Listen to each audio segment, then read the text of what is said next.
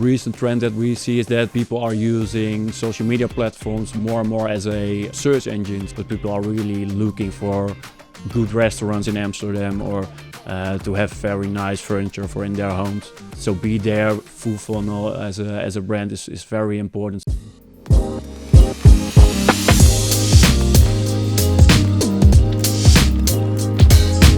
My name is Sven Mulder. I'm working for NeoSEM, an online marketing performance agency. We are located in Barneveld in the Netherlands. Yeah, I'm working there since 2016 for almost 9 years now. And in my current role, I'm responsible for the strategic parts of the key accounts of NeoSEM. What does multi-channel e-commerce mean to you?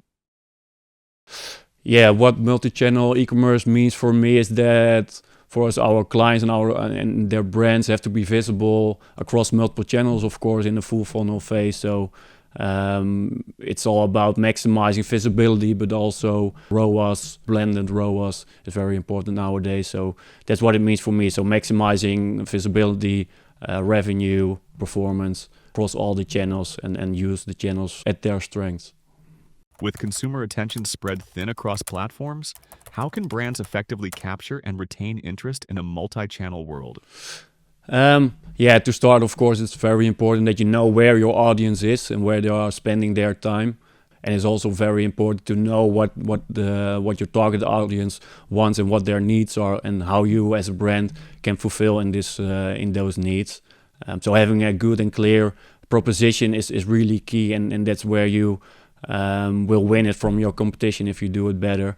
So that's basically the starting point, in my opinion, and from there you can start building very good content that fits in the needs and also fits in your proposition. So building those kind of content, high quality content, and spread that at the channels where your audience is spending their time, that's very important. So in my opinion, content is key, and yeah, of course you have to test what works good and what works less, and from there on you can optimize and see how it attracts your audience and optimize that. Can you discuss a recent trend in consumer behavior that has forced a significant shift in your multi-channel marketing approach? A big recent trend that we see is that people are using social media platforms more and more as a search engine. So it's not only just spreading awareness campaigns on, for example, Instagram, but people are really looking for good restaurants in Amsterdam or to have very nice furniture for in their homes. So be there, full funnel as a brand is very important. So we as a marketing performance agency need to shift more and more budgets to those campaigns as well. Not only just for the awareness, but also for some types of performance wise, because they are there really to convert and not only to look at some content or just videos, but also really searching for products or services that you as a brand offer. What are the top strategies you've implemented to maximize ROI across multiple e-commerce channels? We recently focus more and more on is that we not only look at the data from the platforms itself, because in our experience, the data within those platforms is becoming more and more unreliable. We are more and more blending data. So for example, we use Watergraph, that's data dashboarding tool, connected with multiple sources, like directly with the backend, Magento, WooCommerce, Shopify. So then you really have the exact revenue figures. And you can also connect it with Google Ads, Meta Ads, like all the channels. And from there, all the data is coming together, and then you can visualize it and full picture of what's going in terms of revenue and what's going out in terms of ad spend or stuff like that. And from there on, we have like a blended ROAS, and we can optimize and look at the bigger picture and not only in the platforms itself. How does your team approach creating hyper-relevant creatives across different platforms to ensure they resonate with your target audience? Yeah, when I focus on more like the awareness campaigns, we always work with the See, Think, Do, Care model, and also we create images or creatives per phase, so with a different angle per phase. So for example, in the See phase, it's more like inspirational, like branded, and in the Do phase, it's more product orientated, maybe showing some discounts or stuff like that. You really want people to buy it. And how we do it, that we also use a lot the Channable image editor. Yeah, so we can build different angles based on the product feed. So the images in the product feed, we can optimize those images at scale. And we also have AI content marketer nowadays, and he is building creatives mostly based on existing images or videos, and then he builds new ones with AI tooling. So that's really cool. For example, we are running campaigns for Daily Paper. We did a campaign in New York and London and some other cities as well. But what we did is that we had an existing video with a model wearing the clothes, but we changed the background for every city. So you saw London on the background and New York or whatever. Quite a simple thing to do, and we were able to build those creatives quite fast, but performance was really good. We saw a big uplift in CTR and also in conversions in those campaigns. So yeah, using AI to streamline this process is also really good to do. With consumer attention split across channels, how do you ensure your creatives speak directly to the needs and desires of your audience on each platform? Yeah, I think testing is the short answer over here. There's no one rule that does it all, in my opinion.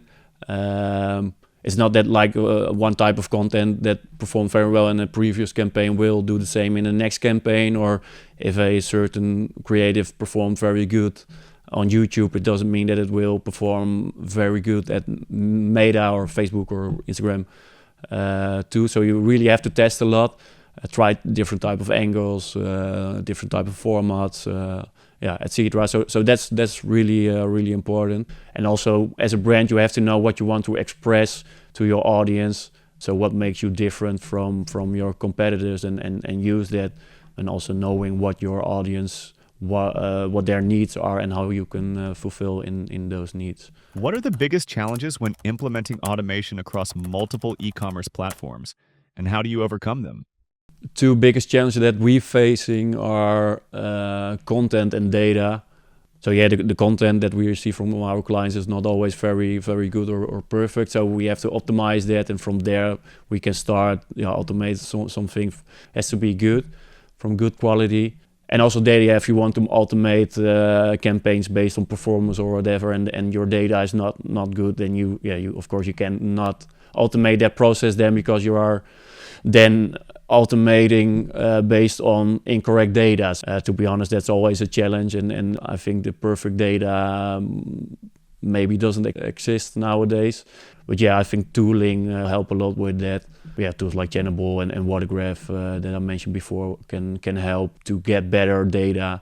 Can you share an example of how automation has improved efficiency and profitability in your multi-channel strategy?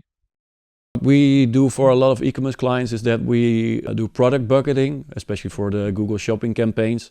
And we have a framework for it right now, so we can automate it quite fast for clients, and also for new clients that we want to work with bucketing as well.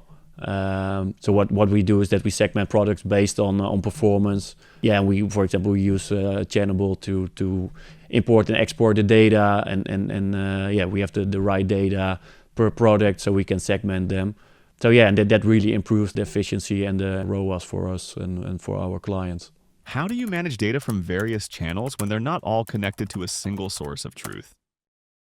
We use Watergraph for that, basically. So that's the tool that where we connect multiple sources in. So we connect directly with the backend for the profit data, for the revenue data, and we also connect it with all the platforms. So we also have like the ad spend in it. From there on, we can blend the data, and we have a complete overview of what's coming in and what's going out, and how that is performing over time. Yeah, where we have to optimize and where we have to increase budgets or decrease the budgets. So that's how we look at it. So we try to blend the data instead of just look at all the data per platform.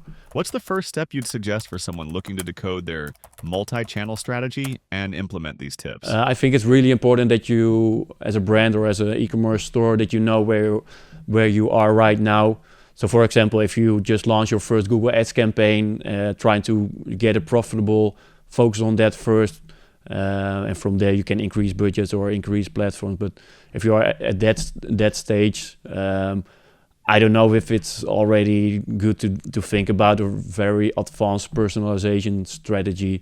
That's something that will become important later on. But first, make sure that the things you are doing right now, you do it good and do it on a profitable way. And what I believe is that you are trying to optimize things at scale. And that's something that Channable is a good partner for. Yeah, of course, you can optimize the products and your product feeds and your content at scale. So try, if you optimize something, try to do it. If you can do it at scale, that will save you a lot of time and also a lot of money. So yeah, I think that's important too. Want to know more about multi-channel e-commerce? Check the link in the description.